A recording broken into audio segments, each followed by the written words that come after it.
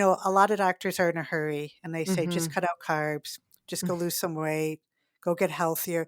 And they might just say, go lose some weight to someone who's lost weight in a healthy Yeah. way. And do you know how that person feels? And they still don't have their period. So really it's meeting them where they are, acknowledging what they're hearing, out in social media and, asking them like, hey, let's go on this journey together. What can you, and if they have a partner, what are things that they can do that can improve their fertility for the reasons Angela said? And I think where the cooking part comes in, and we have a pop-up coming up, and let me tell you, I think I counted, I don't know, like 20 different plant foods in 2 different dishes, Angela, that we have, because we really want to expose people to a lot of things because they often fall in love with them. Welcome to Baby or Bust. I'm your host, Dr. Lora Shahine, and I'm tired of infertility and miscarriage being misunderstood, hidden, and full of stigma. Welcome to the podcast with interviews and in-depth discussions and topics, all things reproductive health. Thank you to our friends at Seattle Sperm Bank and Braze Run Production for sponsoring the show. Take a moment to give us a 5-star review. It means so much. It helps people truly find the show. If you're curious about nutrition and its impact on your fertility, if you've wondered which foods improve or maybe even hurt your chances of getting pregnant, this episode is for you. I've invited Dr. Angela Thayer and registered dietitian Judy Simon here to answer your questions and review the evidence they discussed in their new book, Getting to Baby, a Food-First Fertility Plan. I'm so excited to have Dr. Angela Thayer and Judy Simon, registered dietitian, here on the show. Congratulations on your book, Getting to Baby, a fertility food first plan. Angela, you are, like me, a reproductive endocrinologist, so Western trained medical doctor, but you really care about lifestyle optimization and teach your patients about nutrition. And Judy, you are an incredible registered dietitian who I've referred my patients to for years to talk about nutrition and food and overall health. Tell me how the two of you came together to create this incredible book, this resource. Thanks, Laura. Thank you so much for having us. And we love your podcast. We're so happy to be here and share our information. Judy and I have been working together for a long time, really, since I finished fellowship and moved to Washington State, started at the University of Washington. And I came out of fellowship having worked quite a bit in the area of metabolism and endocrinology. I worked with a lot of patients with PCOS. We worked with low fat, low carb diets, insulin sensitizers, trying whatever we could to improve metabolism, to help fertility, among other things. And when I moved to Seattle, I wanted to find somebody to partner with. And I found Judy Simon, who is, a dietitian and really also passionate about caring for patients with metabolic issues and also fertility. So I started referring my patients to her really for dietary support, nutritional support, because a lot of the information people had was really not correct or what I wanted them to be following. And so I really wanted them to have really well-grounded, evidence-based information, and Judy was the perfect fit. Oh, and Judy, you and Angela have come together before writing this book. You guys had really created a program to teach people about nutrition. Can you tell me a little bit about that? Yeah. So besides just meeting each other at the University of Washington, both of us went into private practice and Angela was referring patients. And I would work with these amazing women and I love them. And I kept thinking, gosh, what if we had 4 or 5 or 10 of them in the same room? And we cooked together and we learned together and we ate, we exercised. And Angela and I were on the same page. And she's like, I can make this happen. And let me tell you, it was in a pretty stark employee break room that we created into a mini kitchen. It evolved after that.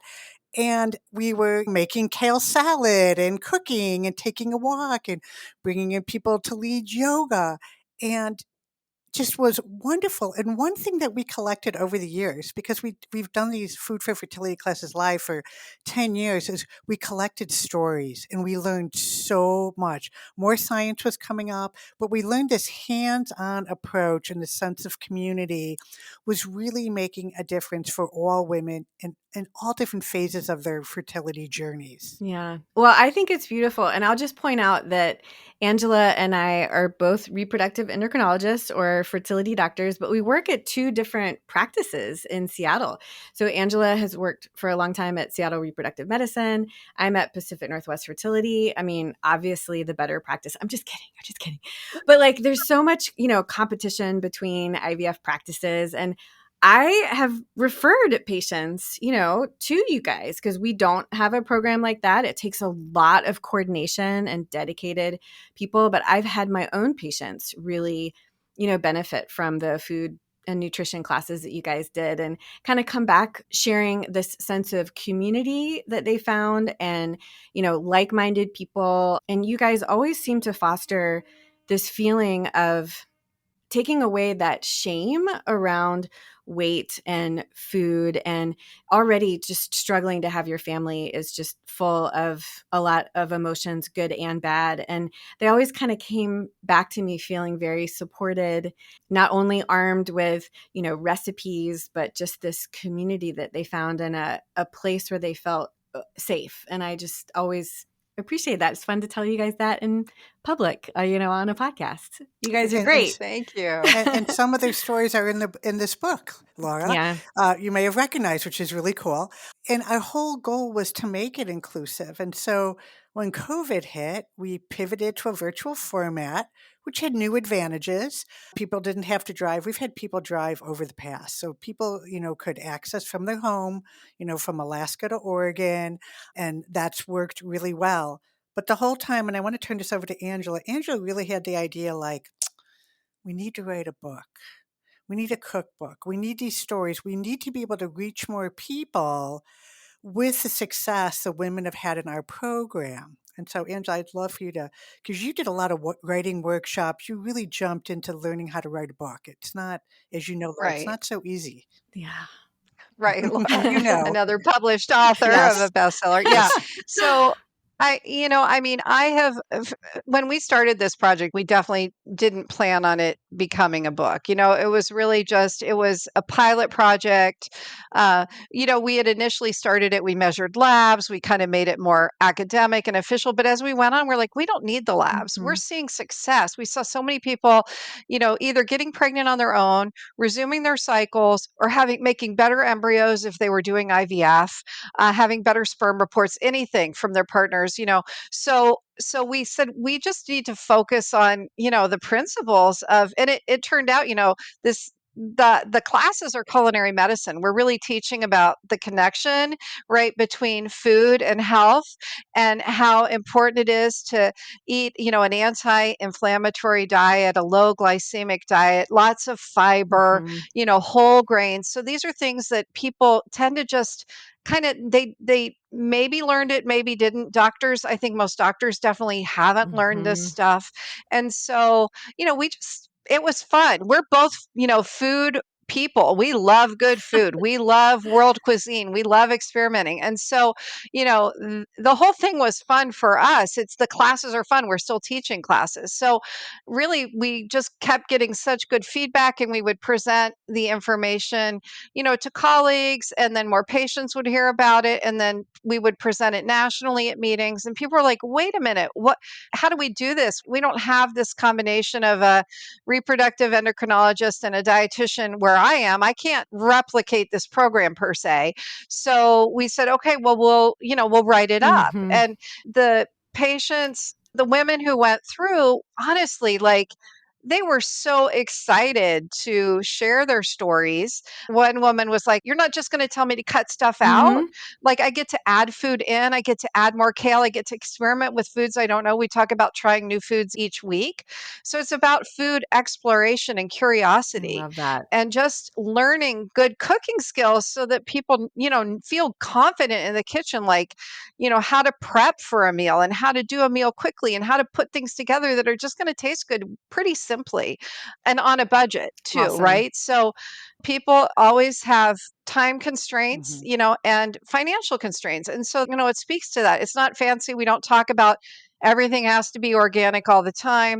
Mhm. But, we wanted people to know that this is, approachable, and then put it in a book format, kind of different chapters with different little steps you could take with each different food group, and kind of highlighting what's the association with this food group in your fertility, and this, and these foods in your fertility, and why is this important for your fertility, Yeah. and why are these foods maybe not so good for your fertility, and what are these causing more inflammation or causing more oxidative stress, and these, maybe if you could, limit some of these and raise some of these other ones, you're going to see a difference Mhm. in your overall health Yep. and your fertility Awesome. outcomes. Well, one thing I'm really curious about, Angela. So, you and I were both trained in pretty traditional doctor, medical school, residency, and OBGYN fellowship in reproductive endocrinology and infertility. And I didn't learn anything about nutrition in how many years of training is that? That's 4 years of medical school, 4 years of OBGYN residency, and 3 years of fellowship, right? So that's 11 years. So for you to take this interest to the level that you did, I know that sometimes when I talk to my colleagues about the importance of nutrition, or how I think it's okay to integrate Eastern medicine as a support part of the fertility Mhm. journey, I mean, sometimes people are really pretty negative about it. There's this tension, and sometimes patients are saying, like, oh, my doctor, they don't want to talk about nutrition. Can you just talk about that sort of tension, and how you trained yourself, unless you had a different Yeah. program that I did? No, no, I agree. I completely agree. It was not part of training. It's just been such a personal interest and passion, both from focusing so much on women with PCOS and metabolic diseases during my fellowship, and then learning more about food, and then learning there's actually a whole specialty called lifestyle medicine. Mm, So, I started attending all these meetings and reading just tons of books, and obviously working with Judy and trying to separate the good data from the not so good data of what's out there. And then I went ahead and got board certified in lifestyle medicine. oh, So I really could speak to the data and the literature.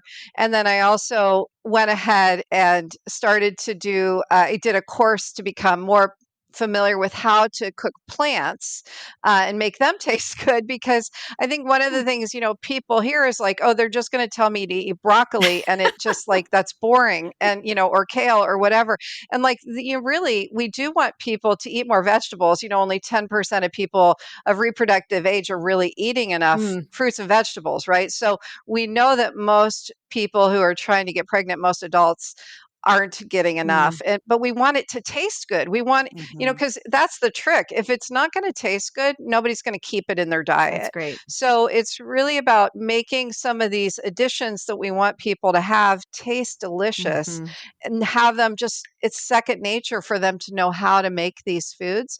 But yeah, it was a process, I think, from just passion, individual learning, and my, personal journey of my own diet evolving from growing up in the Midwest in Ohio, and then, living in North Carolina and San Antonio, and kind of being very familiar with the typical Western diet, Yeah. and then realizing that the typical American diet, with a high percentage of foods that have been Hmm. processed and low fiber, high industrial meat sourcing, is really causing a lot of problems that are underpinning a lot of diseases. So people know about diabetes, certain cancers, cardiovascular disease. The Western diet, really, some of these are really preventable, and the severity of infectious diseases, all these other things. So I just think it's not known. So I love sharing the information that, hey, did you know? And maybe you would want to make some changes. And then the beautiful thing is, it doesn't take decades to affect a change in your body. as you incorporate more plants and decrease some of the foods that are less helpful, kind of just make this gradual shift over time because you can't do it overnight. Mhm. But over a series of months or years, as you just gradually learn more and build up your skills and your knowledge, you can improve your health and then, improve your fertility. But if you do it, the changes also happen immediately. So we talk about this 3-month window, right? Everybody's familiar with the 3-month window for preparing the eggs, maybe 2 months for the sperm. So in an ideal world, you'd have enough Mhm. time, Mhm. a few weeks to a few months, ideally, to kind of make some transitional changes to boost the antioxidants, to help the mitochondria, to decrease inflammation. Mhm. But you work with what you have, Yeah. right? Yeah, You work absolutely. with the time you have, and it's a process over time, and we all just keep growing and changing as more information is coming out. I love it. And Judy, tell me what a registered dietitian is and how that is different from a nutritionist or a Instagram influencer that is Oh my telling our gosh. fertility patients to do a detox. Well, thank you. Well, we actually go to college, and now we have 2 degrees, a bachelor's and a master's degree, and the bachelor's is definitely, with a nutrition component all the way through biochemistry and all that. We also have to complete a 900 to 1,200 hour internship. We pass, board registration, and then we have CE, continuing education. Okay. Different states have different, regulations, certifications. Mhm. So, for example, in our state of Washington, you can be a certified nutritionist, but you have to have a master's degree that has taken certain classes. So, I have to say it really depends. Where you could go to California, another state, a nutritionist could have taken, a 2-week coaching course, and then they call themselves a nutritionist. So there's a big difference. We've taken almost all the same amount of chemistry as doctors have. We've trained clinically and community health and all. And I think it's really important. I'm glad you mentioned influencer because I think there isn't a session that I've had in the last since social media has been created, where my patients will come in and said, well, for the first IVF, I did everything you were supposed to. And I go, what was that? They go, cut out gluten, cut out Mhm. dairy, cut out soy. And they're like eating nuts and chicken. There's like nothing left. And Mhm. they maybe weren't successful.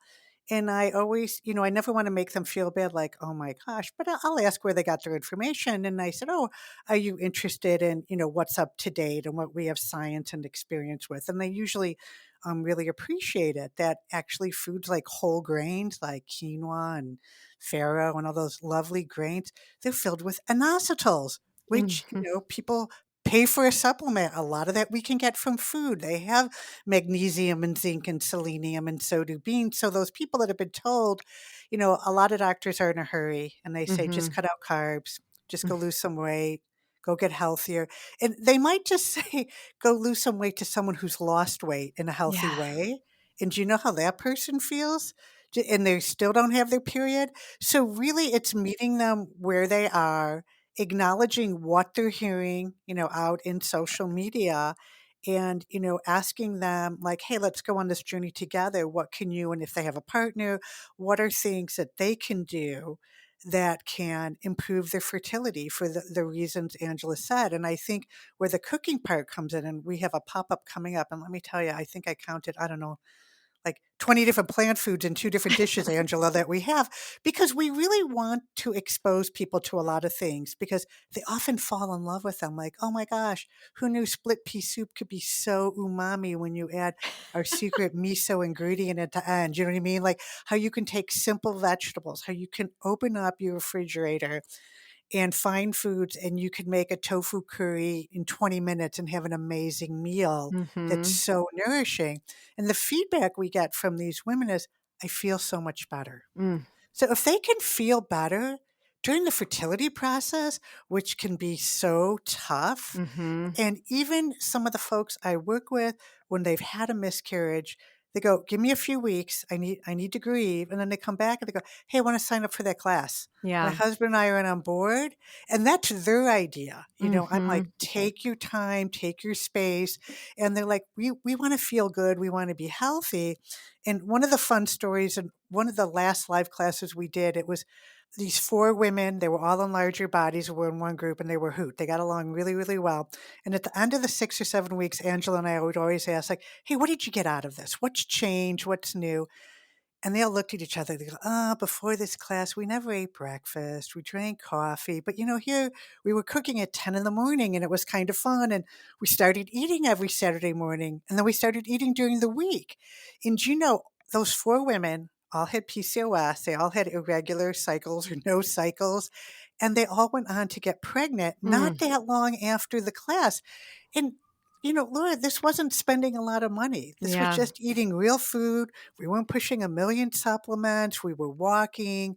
And, we also in the book talk a lot about eating competence and intuitive eating, just feeling more comfortable with food, feeling more comfortable with their body, that food should make you feel good and delicious. And if it tastes awful, my gosh, don't eat it. Yeah. There's so many other things to eat. Yeah. Or, take a chance, be curious, and try these things. And I think that's the most fun part. And what we want to get out, that nutrition is actually not so prescriptive, but Mhm. just really wonderful, and that you can feel good right away. And Mhm. we'll get the feedback when people eat more fiber, like, I got to tell you something. I poop twice a day regularly. And we're like, that's a good thing. And so many women are constipated. I'm not kidding, because they cut all that fiber out of their diet. So Yeah. their gut is working better. They Yep. feel better. And that's really what this is about. And we have the research that the women who are eating healthfully at the time of conception have decreased risk of adverse outcomes of pregnancy. Mhm. Women go, I want to avoid gestational diabetes. I go, great. Let's eat and walk. We Yeah. know what to do to reduce your risk, right? Or Yep. preeclampsia. Mhm. These are things that help. So we're really leading in them into a healthy pregnancy. Yeah, I love that. And I feel like there's so many wonderful things that you guys are both touching on that are really important to kind of pull out. You are not just providing like a list of good and bad food. You're teaching. I think Mhm. there's a lot of things that are different about your book as opposed to other books that I've seen on fertility and nutrition. It's not just a list of recipes, a list of foods to avoid and foods to add in. It's explorative, it's allowing experimentation, it's giving suggestions, and it's teaching. Like there's so much. Mhm. I mean, I know this is probably Angela, although Judy, I know you're a big nerd too, but pulling in a Mhm. lot of the studies and giving a Mhm. lot of the why, not just Mhm. a do this. And I feel something that's really important that you guys really do. I see so many patients that are just told, like you said, Judy, lose weight and you'll get pregnant, or, cut out gluten when they're not even gluten intolerant. Mhm. So much of it is restrictive, Mhm. and you get into this spiral of shame. Like, oh, I saw this post that said dairy is inflammatory. We have data from the nurses study that whole dairy is Mhm. amazing for Mhm. fertility, but they're like, nope, I saw that post, and then they cut it out, and then they don't get pregnant. And you know what they say? They don't look to the other Mhm. posts that didn't Mhm. say that. They say, oh, I wasn't good enough. Mhm. I Right. didn't cut it out enough. I'm bad and I need to Mhm. restrict more. And it can get worse and worse and worse. I know you guys have seen that in your patients. Absolutely. Yeah, and I mean, obviously people do have allergies and people do have Mhm. sensitivities and Mhm. people have GI issues. And that's exactly where a dietitian is going to be extra Yeah. helpful if they have that Mhm. Yep. one-on-one, Mhm. or other Mhm. chronic diseases or food restrictions that really do need to be followed and incorporated into a healthy diet, because you do need to meet your nutritional needs. Mhm. So if you do have to follow certain guidelines for yourself, we that has to be done and we want you to do that. But generally people who don't have issues, Mm-hmm. we shouldn't restrict. Honestly, losing weight and trying to get pregnant aren't a good formula, Yeah. because getting pregnant, you're building, right? You're building sperm and eggs, you're building an embryo. You want healthy, fully Mhm. strong gametes and a strong uterine lining. You don't want something where your body's having to break down and your body then is kind of stressed. Mm-hmm. That creates a stressful system. And ASRM now, our national society has really shown that losing weight before IVF doesn't help outcomes. There's a much stronger relationship between age and fertility, Mm-hmm. right? than weight and fertility. So we don't really talk about weight. We talk about meeting your nutritional needs to get pregnant and not restricting, for instance, gluten. If somebody says, I was told to cut out gluten, I'm going to say, well, gluten itself might not be the problem, but it could be if you're eating a lot of processed grains. It could be if you're eating pasta or cereals or breads or crackers, things that have had, the bran removed and they're just the endosperm and they're just more, we do have monoculture. We do have wheat and corn and soy. These three main agricultural products in our country are coming from a similar crop, right? So we don't have the diversity, the biodiversity in our crops that they do in Europe and in other places, right? So it could be that you don't need to avoid all grains with gluten, but maybe some of the processed grains. You could try other grains with gluten that are whole grains, Mhm. right? And maybe that won't cause a problem. And I agree completely on the dairy. We talk about for dairy, you may or may not be lactose intolerant, and that could be why your body can't handle it. Mhm. But we do talk about whole milk. Ideally, if you are incorporating dairy in your diet, that ideally, in the best case, it comes from grass-fed cows, Mhm. right? Because if it's grass-fed, the milk is going to have more nutrients in it from the way it was processed in the cow and made in the cow. That's why we talk about any animal-based protein or source that you're incorporating, the more close to nature it is or sustainable it is, the more nutrients you're going to get and more vitamins, more omega-3 fatty acids in your fish. You're going to get better nutrients and that's going to help your body. Yeah, I love that. Judy, can you speak to any listener who is interested in this, but really worried about cost, and not just financial Mhm, cost, mhm. but time as a Right, currency? right. Yes. Because Yeah, I just heard Angela say, like, oh my gosh, grass fed. And then in my head, I'm like, oh gosh, is someone going to hear like dollar signs? Like, oh yeah, if I could go to Whole Foods for all my groceries, I'll get pregnant, or something. Yeah, I just like, right, how do we right. balance that? That's really important too, because something that we want to do is be inclusive to everyone. And in our community, for example, we have such a large Asian and South Asian population. And when we first started doing recipes, Angela, if you remember, like roasted sheet pan recipes, my patients would write me like, I don't have a sheet pan. I've only cooked on top of my stove. So you really have to think about not every culture uses an oven, right? So Mm, really thinking globally, which is why we try to use a lot of global things. But I think when you talk about food and accessibility, that's so important. So, for example, yes, we talk a little bit about endocrine disruptors, and trying to avoid BPA. But what we do say is if you're using canned beans, rinse them out. And if you want to try, here's a really easy way you can make beans for even less money, on the stove. So we try to give those really easy things. But I would say most of the ingredients that we use, because they're so plant based, are more on the less expensive side. When you're talking about beans and grains and fruits and vegetables, we try to talk about eating seasonally or use frozen, if it's not seasonal. mhm. Yes, buying, good quality eggs.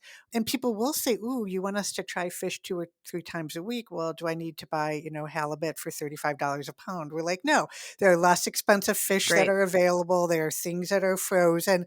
So I think that's what we really try to do. And I think when you talk about the time, that's a big one. We really try to teach, and we talk about it in the book too. We're really big on meal prepping and how to cook once, get 4 servings out of a Mm, meal. And that meal prepping will save you time. It'll save you time less grocery shopping. And, some of the things we talk about is even, take a knife skill class if you don't feel comfortable in the kitchen, mm, using videos, what are some skills, but to really show some easy techniques and really shopping.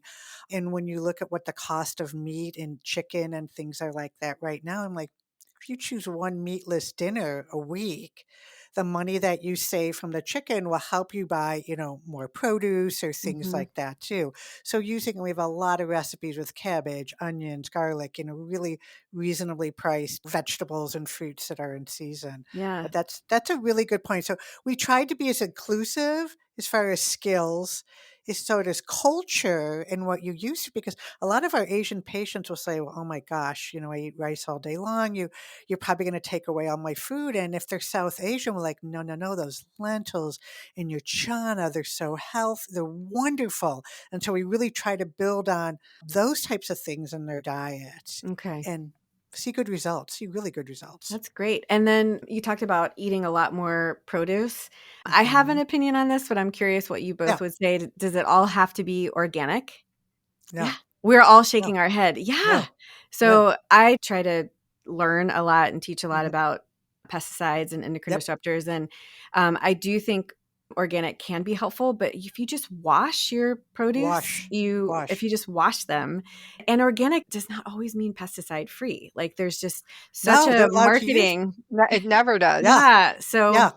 No. just I'm glad that you guys are Oh, definitely the expert on food, and I'm glad that I think we agree on that.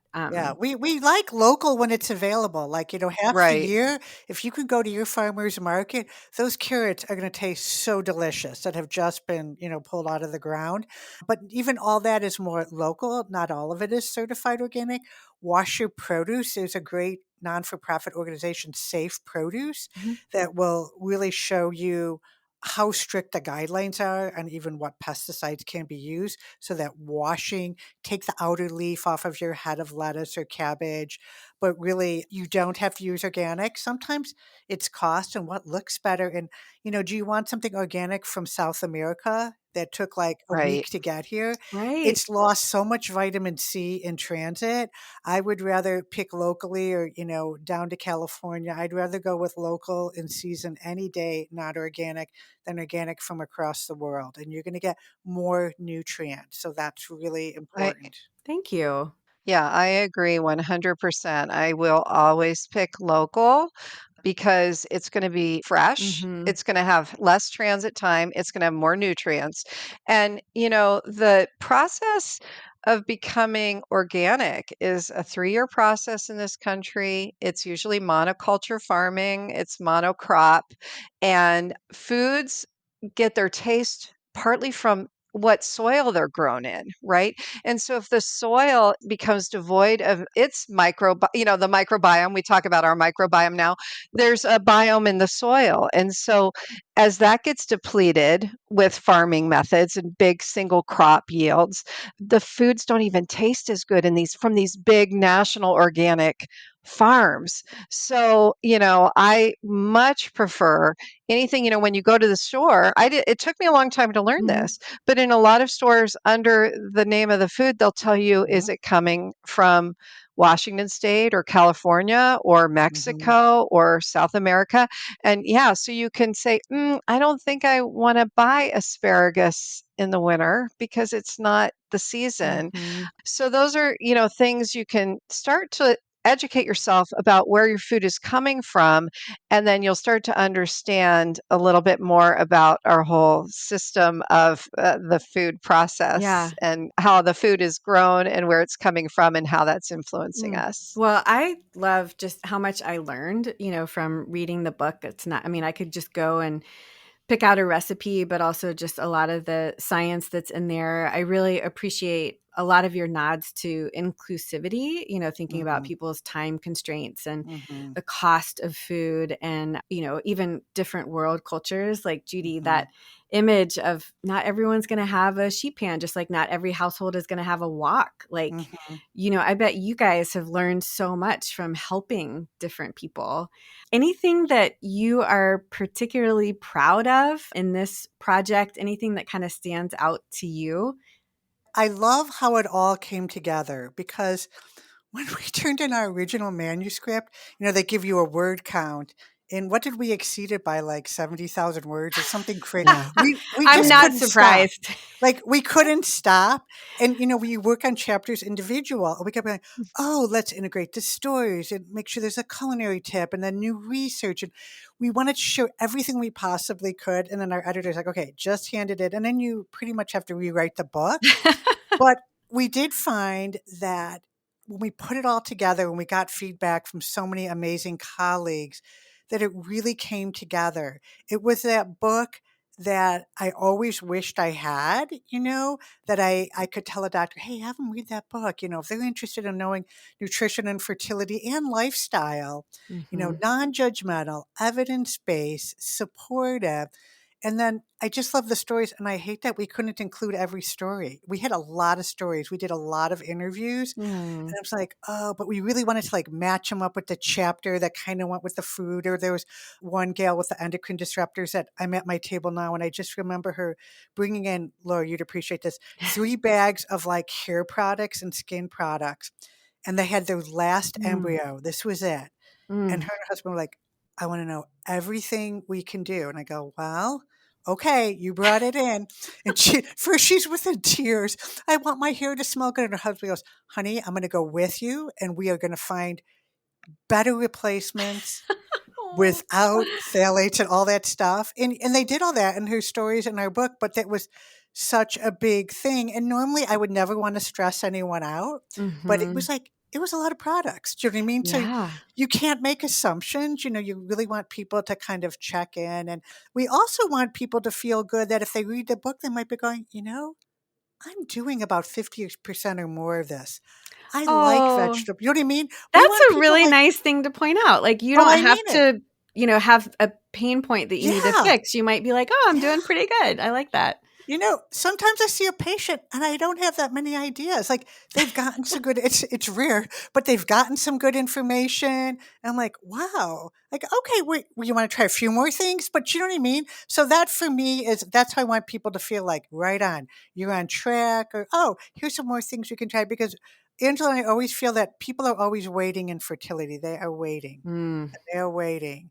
When am I going to get my period? When am I going to Mm-hmm. ovulate? I got Mm-hmm. to wait for the next IVF cycle. I have to wait after and it's like, well, here's things you could do. And that was really where we wanted to fill in. Oh, I love that. And Angela, from one fertility doctor to another, I mean, I think you've provided all of us with a resource, because it's so stressful. It's luxurious that I have an hour with patients sometimes, and I still don't have enough time to talk about all the things, but I can say, hey, nutrition is really important. I can't answer Mhm. every single question, but here are some resources to learn about it. And so just thank you for working so hard on this for our colleagues that get nervous when patients ask about it. They can say, hey, just, check out this book by my colleague, Dr. Thayer.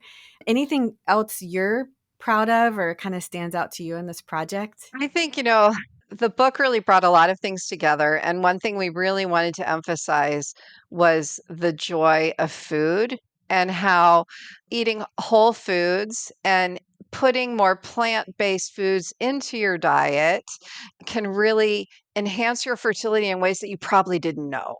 And enjoying a meal with friends and family and sharing that experience, like it's all about the joy and happiness, right? So we want people in this stressful time to really have pleasure from food Mm, and enjoy food and appreciate food and maybe get something out of this and try some new yeah. recipes and make a few changes and then have success. I love that because so much of detox or these Mm. diets are restrictive and telling people what they can't eat and honestly taking joy away. And so I feel like you guys are putting it back in, and I love that. So I cannot thank you enough for coming on the show today. How can we find your book? How can we find you guys? I hope you'll share in your show notes that Getting to Baby is available right now for pre-order at any of the major booksellers. We have a gettingtobabybook.com website, and it's going to be on the shelves and actually audio too, audio, Kindle, Awesome. and paperback April 9th. Awesome. And you can follow me at Fertile Nutrition on Instagram. And Angela, what's your handle? Angela Thayer, MD on Instagram. Yep. Awesome. Well, we will definitely put that in the show notes. And again, just cannot thank you guys enough for everything that you do. Thank you, Thank Laura. you. It's great to talk to you. I hope you enjoyed this interview as much as I did. It's always fun to bring friends and colleagues onto the show. I have enjoyed having Angela and Judy in the Seattle community and be able to refer patients to them to learn more about nutrition.